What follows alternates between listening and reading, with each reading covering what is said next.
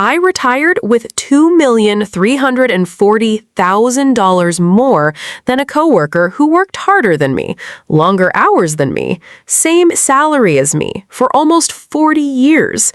Same company, same starting paycheck down to the dollar. His name was Mark. He's still working. I'm not. And the only difference between us was one decision I made at 43 that he never made.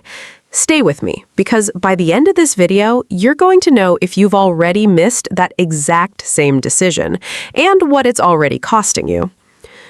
I'm 65. Mark and I started at the same manufacturing company in the same year in nearly identical roles. He worked more overtime than I did. He took fewer vacations than I did. On paper, Mark should have retired richer than me. He didn't. Last year, I found out he's still clocking in 5 days a week at 64 years old, and I'm not going to pretend that didn't shake me a little, because it could have just as easily been me. So let's go through exactly what separated us. 12 things, in order, and I'll tell you precisely where that one decision sits, because it's not where you'd expect. Number 1, and this is it. This is the decision. At 43, I set up an automatic transfer, 22% of every paycheck gone before I ever saw it, straight into an investment account. Mark never did that. Not because he didn't want to save. He told me himself more than once, I'll put money away once this bonus quarter hits, or once the kids are older. He was always going to start once things felt easier. Here's what nobody explained to either of us at the time. Every extra dollar that hits your checking account without a plan already attached to it gets absorbed by your life. Not spent recklessly, just absorbed. A slightly nicer car, a slightly bigger house. It doesn't feel like a decision, which is exactly why it's the most dangerous one.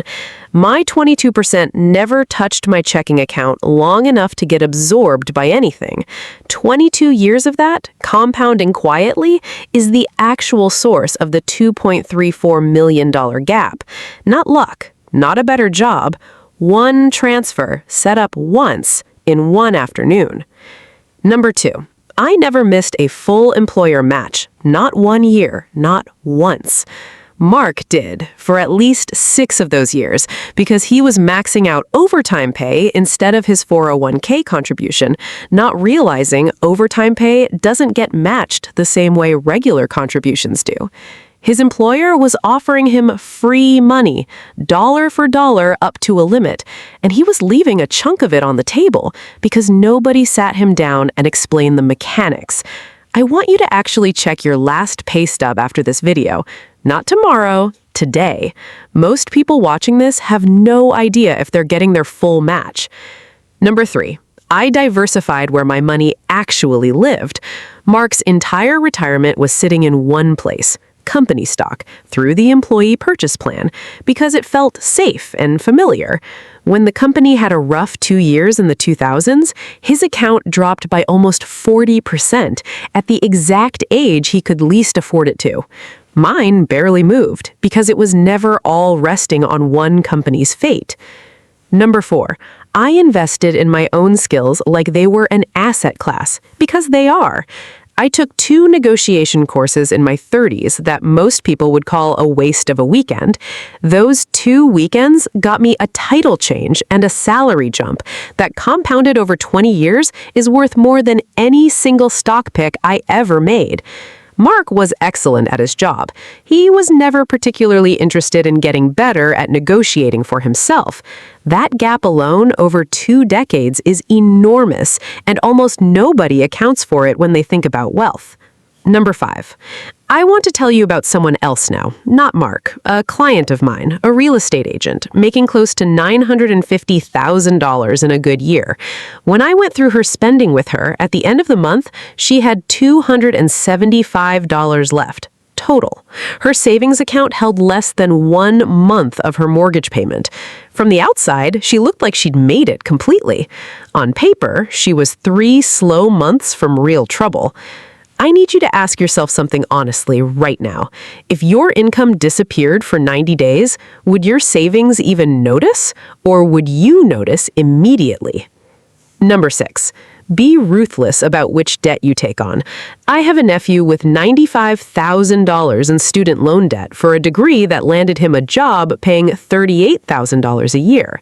Nobody sat him down before he signed those papers and asked the only question that actually matters. What's the return on this specific decision?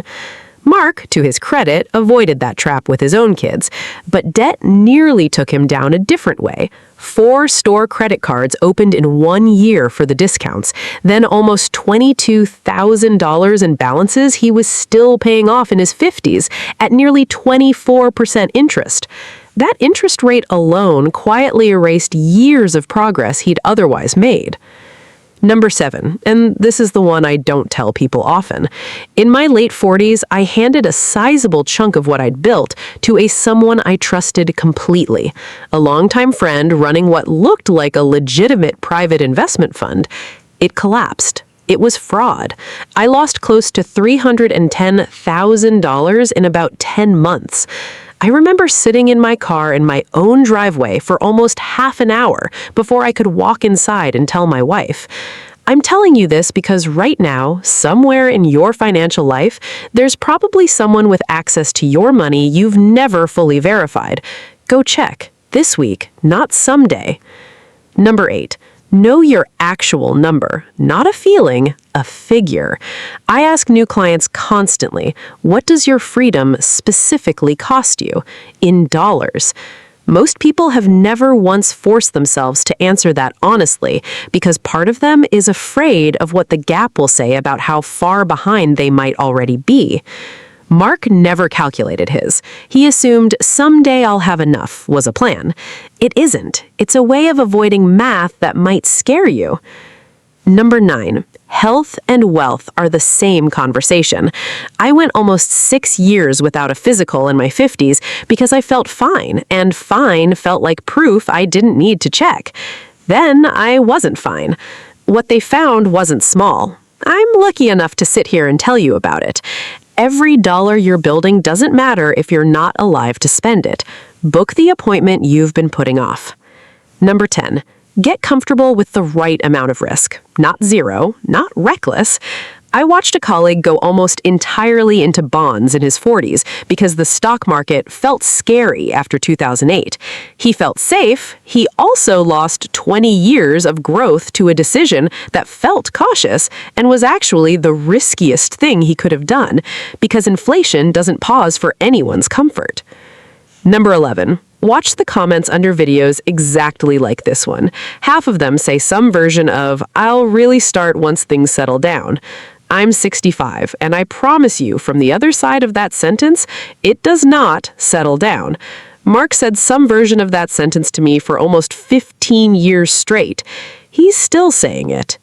And number 12, the one that ties all of this together, stop comparing your real, complicated financial life to someone else's highlight reel. You don't see their debt. You don't see the $275 left at the end of their perfect-looking month. The only comparison that ever mattered is you today, against you doing nothing different after this video ends. So here's the honest ending. Mark isn't a bad person, and he isn't lazy. He worked harder than me for most of our careers. He just never made that one decision at 43, and by the time he tried to make it at 58, math had already changed against him permanently. That's the part that should actually unsettle you a little.